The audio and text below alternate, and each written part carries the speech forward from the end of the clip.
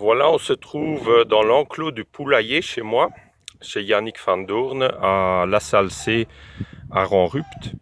Et donc là, je voudrais vous montrer une méthode que j'ai appris à connaître il y a 1 an ou 2, que je vais mettre en application de façon simplifiée. C'est vraiment une petite vidéo à l'arrache, hein, mais ça permet de découvrir le sujet, parce que c'est encore totalement inconnu en France au moment où je vous parle. Donc, où je fais cette vidéo. Donc on est le 17 février, ou le 18 déjà, février 2019. Donc là, vous voyez, je vais essayer de faire vite. Vous voyez, la méthode consiste à... Ah, ça tremble un peu, excusez-moi. C'est pas facile, c'est vraiment à l'arrache. La méthode consiste à faire un grand trou normalement. Moi, je vais faire un plus petit trou. De faire une cavité d'air tout au fond. Ce qu'on peut utiliser par exemple un vieux tuyau de drainage, par exemple un vieux morceau, où on peut faire avec des roches une cavité d'air. Après on mélange le sol de profondeur, c'est important de pas trop mélanger les couches, mais le sol de profondeur on mélange avec du compost. Après on fait une couche de cailloux, et après on remet du sol de surface, donc de 20-30 cm, mais plus de surface, une couche. Après, on met un gros caillou. Et après, là-dessus, on plante directement l'arbre dessus, ses racines nues ou ses racines dessus et autour. C'est important, ça. Ça, c'est vraiment un élément qui me fait penser à des techniques d'électroculture aussi, hein, énergétique par rapport aux roches. On voit, hein, parfois quand on se balade en forêt, des gros arbres qui ont poussé comme sur un gros caillou. Hein. Donc quand on commence à observer la nature, on voit que parfois il y a des arbres qui sont plus gros que les autres et c'est comme s'ils ont poussé vraiment sur le caillou. Et donc et après là il met une conserve, vous voyez comme vous voyez une conserve en fer. Vous voyez comme ça par exemple j'ai pris une conserve, une vieille conserve, je l'ai coupée. Donc là moi je l'ai coupée parce que si l'arbre grossit, il va que ça n'étrangle pas l'arbre. J'ai mis un petit fil de fer autour pour tenir ensemble. Voilà. Et donc après là autour il met du sol mélangé à du compost. Donc c'est pour un peu imiter la nature, hein. Au-dessus c'est plus du compost. Après il met une couche compost pure. Et après une couche de feuilles. Et après une couche de cailloux de nouveau. Hein. Et donc vous verrez les témoignages sur internet, c'est assez impressionnant quand on plante les arbres comme ça comparé à des témoins. C'est vraiment nuit et jour, c'est vraiment une grande différence. Donc on va essayer ça avec un petit arbre que j'ai semé il y a 1 an, il y a 2 ans déjà je pense.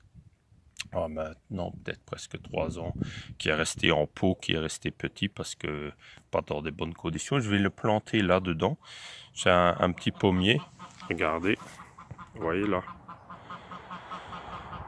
Vous voyez, c'est juste une tige, hein, comme un sillon on va dire. Voilà, donc on va planter ça tout de suite comme ça. Donc là je vais mettre, donc là j'ai déjà un peu tout préparé, hein, comme vous voyez, dans des seaux.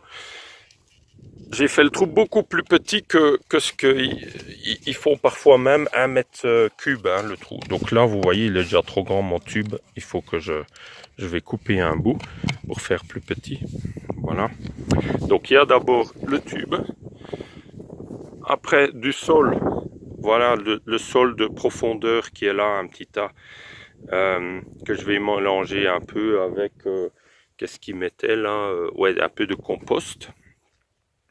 Ah oui, il propose aussi, donc ça c'est la méthode qu'on appelle, on appelle cette méthode, attendez, excusez, vous voyez bien, ouais, on appelle cette méthode le Ellen White Planting Method. Ellen White Planting Method. Donc vous pouvez trouver ça sur internet. Après moi je vais combiner quelques techniques d'électroculture, mais là on voit déjà qu'au niveau électroculture, il y a peut-être des différences, vous voyez, de potentiel électrique entre les couches de roche à différentes profondeurs. Ces différentes températures, ça fait des courants électriques déjà. Et après, le fait qu'il y ait de l'air, ça fait de la condensation, parce que l'air chaud, humide, va se condenser sur les parois.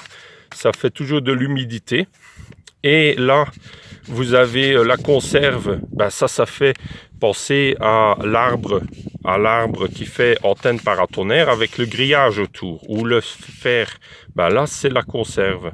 Ça fait aussi penser à la méthode où on enterre des cercles d'anciennes barriques de fer, vous voyez, hein, des cercles en fer d'anciennes barriques de vin. Ben, ça c'est aussi une technique, ça fait penser à ça. C'est aussi une technique des anciens. Donc on voit qu'il y a différentes méthodes combinées. Après, le fait de mettre des roches au-dessus, près d'un poulailler, c'est idéal parce que ça évite qu'il remue le sol. Quand on plante, j'ai planté comme ça plusieurs arbres et ça fonctionne vraiment bien et ça garde aussi l'humidité. Hein, donc je vais vous montrer là. Par exemple, là, vous voyez, j'ai un poirier, là. Vous voyez, j'ai mis des cailloux comme ça autour et il pousse super bien. Hein. Vous voyez, là. Là, il a quelques années maintenant et je pense qu'il aura plein de fleurs vu tous les boutons qu'il y a. Donc voilà, maintenant, je vais faire la différente couche et vous montrer le résultat final. Après, j'espère que les poules pas faire trop de dégâts ou que les oies et les poules vont pas s'acharner sur le petit arbre qui va survivre. C'est aussi une interrogation, on verra bien. Hein. Il faut avoir un peu de chance quand même avec les poules, mais voilà, on verra bien. Voilà. Allez, je vous souhaite bonne découverte et cherchez sur internet, vous trouvez la méthode en PDF et expérimentez. Donc moi je vais simplifier la méthode, je vais essayer de faire ça de plus simplifié parce que elle est quand même très lourde en travail. Si on peut simplifier au maximum et avoir des bons résultats aussi, ce serait encore mieux naturellement. Voilà. Allez, merci à vous, très bonne journée. Bonne découverte, au revoir. Donc c'est une petite vidéo à l'arrache pour vous faire découvrir une nouvelle technique, hein, vous avez bien compris. Voilà. Ah oui, vous voyez au fond, il y a aussi du phosphate naturel. Donc ça c'est de la roche broyée riche en phosphate. Ce qui est aussi conseillé dans la méthode. Maintenant, je pense qu'on pourrait s'en passer aussi si on met un peu de certaines fumiers, certaines fientes qui contiennent beaucoup de phosphate, comme des oiseaux par exemple, ou des poules, voilà, justement. Allez, merci à vous, très bonne journée, au revoir.